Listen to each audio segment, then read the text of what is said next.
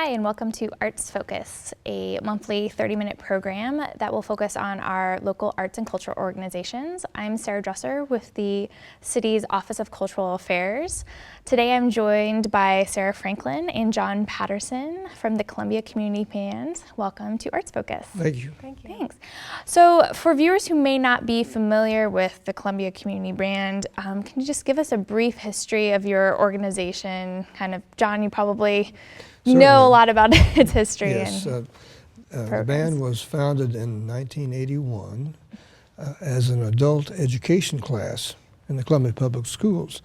The idea came from a well-known local musician, Butch Antall, who came to me and asked if it would be all right if he tried to form a band class through adult education and using the Hickman High School band room. I was the Hickman Band director at that time. And I thought it was a great idea. The school district did too. So for a few years, a group of about 20 to 25 musicians met on one night a week, Wednesday nights, to play music under the baton of Butch Antall. Sadly, Butch passed away in this last year, but he was very close to the band. After Butch directed for a few years, Professor Keith House, the band director at Central Methodist College, was the director of the group, and he was the leader for 17 years. The band flourished under his baton and grew, and when he retired in 2005, I was asked to take over the directorship of the band. Great. And can you tell us a little bit about kind of your programming for the year, over the course of a year, kind of where we are today? Sure. Do you play, maybe kind of different seasons, like throughout the school year, and then during the summer, kind of what can people expect throughout the year? The band is really active. We have over 70 musicians in the band. We have a waiting list, and it's a volunteer group, but we require an application, and a player must have considerable experience to be able to be in the group. We have a lot of very talented musicians. We play anywhere from 14 to 16 times a year, and we play 11 months of the year.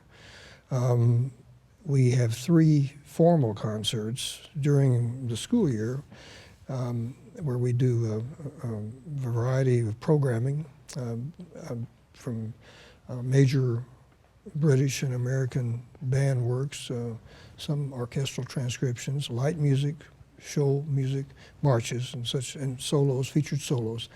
We also do service events in the city, like the Heritage Festival and the Memorial Day concert at the courthouse. We play 6 MU commencement services. We play a concert at 6 of those during the year, 3 in December and 3 in May. In the summertime, we play a major concert at the Shelter Gardens. We play also at the Stevens Amphitheater, and we have a tradition of playing a concert the 1st of August for the Fayette Arts Festival. So anyway, we may play from 14 to 16 times, and occasionally we have a convention invitation mixed in there. So we'll play at a music educators conference perhaps. So we're really busy. Kept very busy. We're very busy, but that makes it, gives us something to shoot for all the time. And so Sarah, you play in the orchestra as well as you are a board member. So kind of, John said there's a waiting list, but maybe talk a little bit about how you got involved and how others in the community might consider becoming involved with participating in the organization. Sure. So I got involved after I played the flute, and I was in band all throughout high school and college at Mizzou. And then once I started working full time, I was looking for an opportunity to keep playing, and that's sort of rare to find in a group setting. You can play on your own, but in a group it's harder to find. So I did find the community band online, and there's a phone number and a website that you can go to if you need more information. Again, like John said, we're pretty full at the moment, but we do occasionally have openings. So if someone's interested, I would encourage them to seek out either look for the email on the website, or just call the phone number on the website for some more information. Great. So you talked about, I think, an upcoming concert that's happening kind of in your near future. So can you talk a little bit about kind of what that concert's going to be, where it's at, and what people can expect to hear? Yes, our next concert is Sunday, March 13th, 4 o'clock in the afternoon in the Hickman High School auditorium. We do give some of our concerts there. Once in a while we'll move to another setting depending on conflicts. But this one will be at Hickman at 4 o'clock, and we do not charge admission. All of our performances are free. That's great. What kind of, do you have a special program that you're planning, pieces for the March concert? Well, we call this one the Winds of March for obvious reasons, the weather, and we always have a march or two on our program.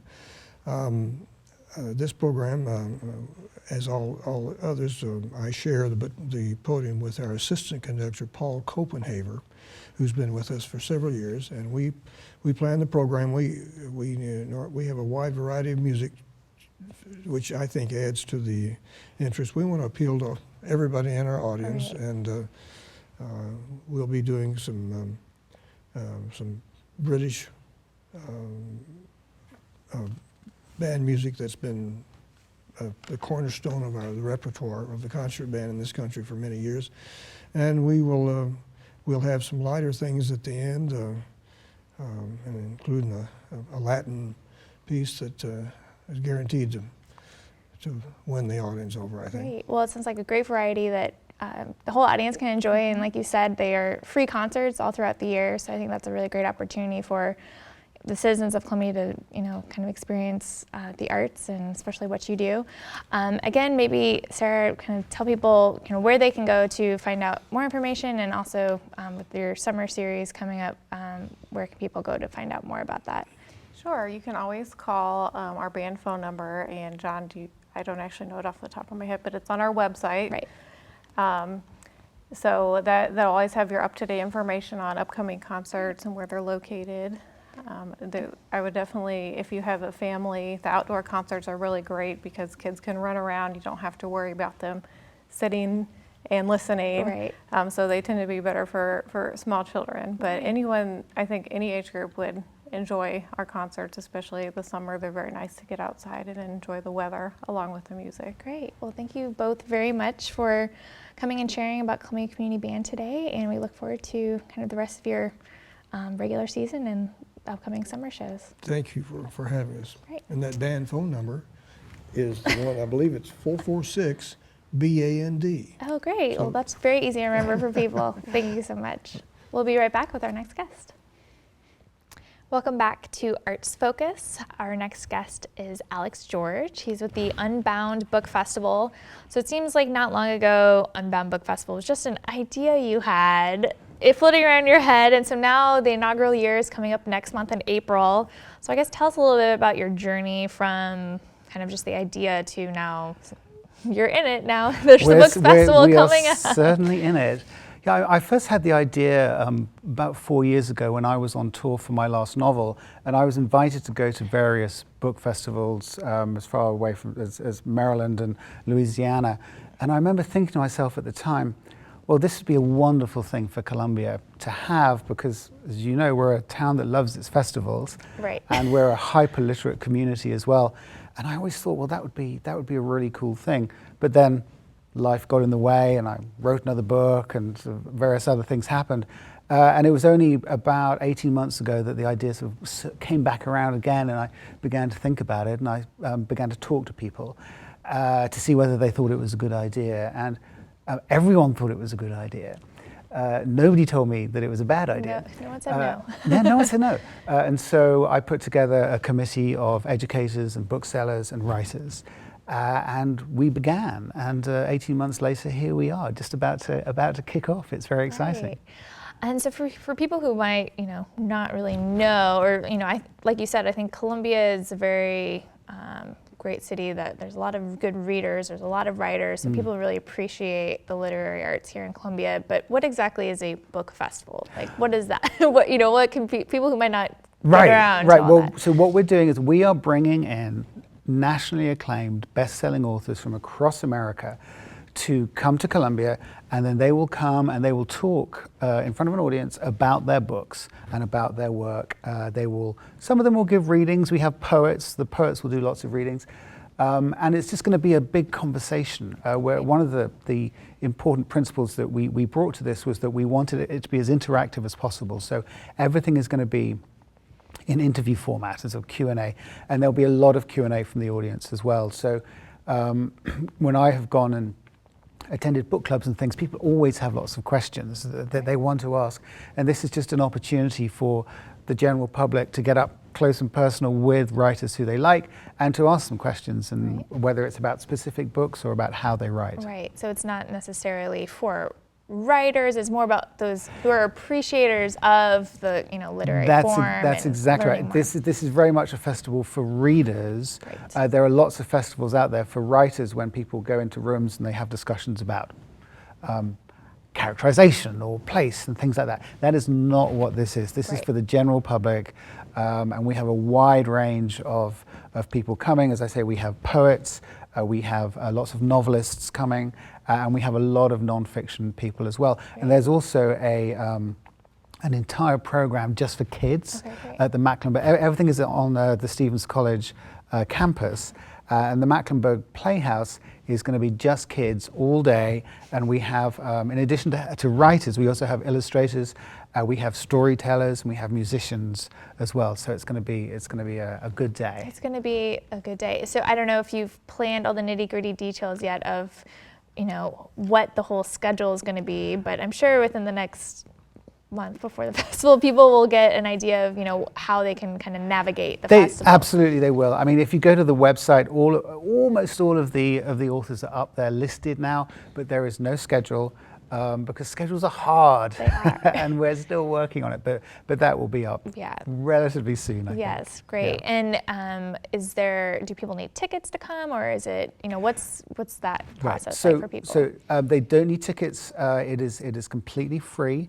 And the date is April the 23rd, which is a Saturday, and every event is on a first come first served basis. Great. And there'll usually be about 4 or 5 things going on simultaneously in different venues across the Stevens campus. And so if you find that you go to one thing and it's full, you can always just turn around and there'll be something else for people to do. A lot of options, which is, I think, what people want. On the ticketing front, we're also doing something on the Friday night, our kickoff event, which we have just announced and we're very excited about. This is not at Stevens, this is at the Missouri Theatre on Friday, April 22nd at 7:30. Michael Ondaatje, who wrote The English Patient, is coming into town. He's flying in from Toronto, and he is going to be giving a 90-minute, well, he's going to be a conversation again about his work and his life. And he, not only is he this extraordinary novelist who wrote this wonderful book, he's also a memoirist and an acclaimed poet, and also a filmmaker as well. Okay, so that'll be... So that's on Friday, and that it's also free, but it does require tickets because we know that we don't want to have lines going round and around the building. Exactly. So, and again, you can get those tickets by going to the website and clicking through, and it's, as I say, it's free and easy to do. That's great. Kind of, since we have a couple more minutes, kind of what do you think will make kind of Unbound a different festival from not only just maybe other book festivals you've been to, but from, like you said, Columbia loves its festivals. So how is this going to be kind of something different for people to experience? Well, I mean, there was a book festival here some years ago, but it's been a long time since that has happened. And books are very different from movies, and they're very different from music. And so it's a very different kind of experience because you actually have somebody on the stage talking the whole time. Unlike True False, where the lights go down and then everyone just sits there, and then you have the Q&A at the end. So it will be more interactive by definition, and there'll also be opportunities to have your books to buy the books of the people who are coming, and to have them signed. Great. And we just really want the public to have as much access as possible to the writers. Great. Anything else that I missed that is part of the festival that you want people to know about that I somehow missed? I don't think so. I mean, April 23rd is Shakespeare's birthday, and it's on Steve. Yeah, it's free, and we'll hope to see everyone there. Great. Well, and so what's your website again, just so people know Okay. to find all the information? So it's unboundbookfestival.com. .com. Okay, Alex, George, thank you so much for sharing all the lovely details that are coming up Sure, next thank month. you. We're really excited for the first year and also excited to see kind of where it can come in future years. This will be kind of your trial run. It will be. Well, Unbound, we're not sure whether that relates to the festival or the books, so hopefully both. Great. Well, thank you very much. Hi and welcome back. I'm J.J. Musgrove, the Director of the Office of Cultural Affairs, here with Sarah. And this is the part of the show that we will discuss a variety of programs and things that we're doing in the office, and some deadlines that are coming up, and just hopefully it's just some general bits of information that will be good for you to know. The first thing that we're going to talk about is our commemorative poster contest that we have coming up. This is a wonderful thing that for the past 23 years or so, 24 years, we have had a poster, a Columbia commemorative poster that has been designed by an artist that wins a particular competition and unveil it during the poster party. But Sarah, tell us a little bit more about that. Right. So like you said, this poster is unveiled annually, I think every year since 1992. And back when it started, it was part of the Columbia Festival of the Arts, which used to take place downtown every year.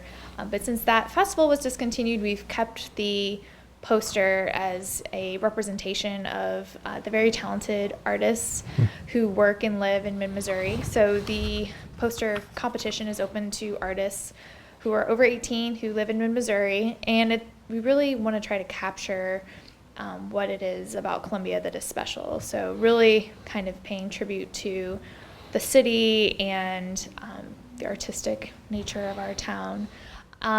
We're also accepting, with all the entries we receive, there's opportunities not just to be the chosen image that's going to be on the poster. We also have opportunities for honorable mentions, and those pieces that are selected will be featured in our annual Citizens Handbook, which is a city publication that comes out every year as well. So hopefully this encourages artists who might think of applying. You're not just in the running to be chosen as the poster artist, but also have your artwork featured in another city publication that will be distributed pretty much to every citizen in the city. So I think that's just a really great way to showcase our local talent and for artists to get their works out there. That deadline's coming up the end of March, so March 25th, and information can be found on the Office of Cultural Affairs website. comoarts.com will take you there. The kind of shorthand version to get there, and that gives everyone a whole list of guidelines and application directions and how many images they can send in, and you can do it electronically, online, or email. So we're excited to see what entries we get this year. Great, and we're very excited about being able to give the opportunity to artists through this Citizens Handbook publication, primarily because this was a desire from the city manager's office really for us to help distribute more of our artists' works out there within our community, and to make this publication a much more pleasant one to have. It has a lot of dry information in there about how to contact so-and-so for XYZ, and so we thought that this would be a wonderful way for our citizens to have a book that was more indicative of the vibrant community, artist community that we have here in Columbia, which is very exciting. So, another thing that we have coming up that is very exciting is our annual funding process. And we do this every year, have done it forever and ever, amen. And we have a brand new way that people can actually apply for it. So let us know all about that. Right. So, like you said, our annual funding process is happening again this year. The final deadline for that is May 2nd for final applications, but organizations can take advantage of draft review, so that will be April 1st for them to get in their information, so the staff of the Office of Cultural Affairs can look them over and give them feedback before that final deadline. But like you said, the new way that people can apply this year, it's all web-based. So organizations, if they're eligible, they can create an account. There's a portal through the Office of Cultural Affairs website, and all the application information to apply is all online. So this is kind of a step forward from the kind of paper documents that we had in years past and lots of different attachments. So everything is just in one place, in one form. We hope this will make the whole process easier for the arts organizations. To be an eligible organization, you have to be the lead agency applying must be a 501c3, primarily an arts organization as their kind of number one mission and goals. So we have approximately generally about up to 25 different groups who apply annually. Again, all of the there's so many guidelines. I can give an hour-long presentation on all the nuts and bolts that go into the funding workshop, but all those guidelines and evaluation criteria and all those details about attachments are also on the website. But I think that online web-based application system will be really useful tool for those, especially the new people who are applying this year, as well as all of the past organizations. Hopefully they'll see it as a welcome change for the funding. And how much do we give out every year? Well, for the annual funding, we usually give out about $100,000. So right at $100,000, and it's a scoring system. Our Commission on Cultural Affairs will be reviewing all the applications. They do a scoring system, and then we have this tricky little formula that was given to us by the Missouri Arts Council, where we figure out how much money is actually distributed for those organizations. So we're very excited about doing the online application this year, just because we feel like we've grown up a little bit and making it a lot more easier for our agencies to be able to apply for it, regardless of their platform, whether they're PC or Mac, and all those types of things. So very exciting about that. It's going to be very cool. One of the things that we haven't mentioned too many times in the next couple of minutes that we have left here is we have a public art app, a smartphone app that people can download. So let us know about that. Right. So we have been working with a company called AutoCast. It's OTOCAST, and they have online or an application for smartphones, both iPhone and Android. So people download the app, and there are audio tours of public art, of historical tours. So Columbia has its own tour within that app. Mm-hmm. So when you download it, you'll see, if you're in Columbia, you'll see Columbia right at the top, because that's the closest tour in your proximity. But then there's also tours from all across the United States that people can enjoy from Columbia, or if they're traveling to all these other cities, and vice versa. If people in other cities download them, they can also see Columbia's tour of public art in the list. And so when you go into it, if you go into the Columbia Art Tour, you will see the whole collection of public art that is all across the city. And it's not just city-owned art, it's also pieces that are at the university and the colleges and some privately owned public art that's part of the banks. So you'll see all the pins where those are located, and you can click on the pin, see the photos, see the text description, but then each piece of art on the app will have an audio component. So it might be the artist talking about their work and what their inspiration was, or it might be someone else narrating kind of the history of that piece. So it's a really cool way to get a deeper level of understanding about all the pieces of public art within Columbia. And since it's part of your smartphone, there's also kind of step-by-step directions on how you might get to each piece. Say you're walking around downtown. And then another cool part of the AutoCast app is that coming up during the True False Film Fest, the Office of Cultural Affairs has worked with True False to put a temporary tour in the app, so people who are walking around during the festival will get a chance to also learn a little bit more about all the different pieces of temporary public art that go up at the venues and out within the footprint of the festival during that time, which is March 3rd through 6th. Yeah, coming up here this week, just in a couple days. But so, I think that's a really great way for people to kind of get an experience of all the art that goes into the festival. We're really excited that happens every year. Yeah, it's nice to partner with such a good partner as True False, so that's for sure. Right. So I encourage people to download the app. It's free to download for your iPhone and for Android phones, and really to explore, not only the Columbia art, but also a lot of different cities are in that tour as well. So happy to be included in that. Well, great. That's fantastic. Well, that's all the time we have today. Thank you so much for joining us on Arts Focus. If you have any suggestions or anything that you'd like for us to cover in our future episodes, why don't you drop us a line at oca@gocolumbiamode.com. And this is JJ Musgrove and Sarah Dresser signing off. Thank you very much for joining us. you.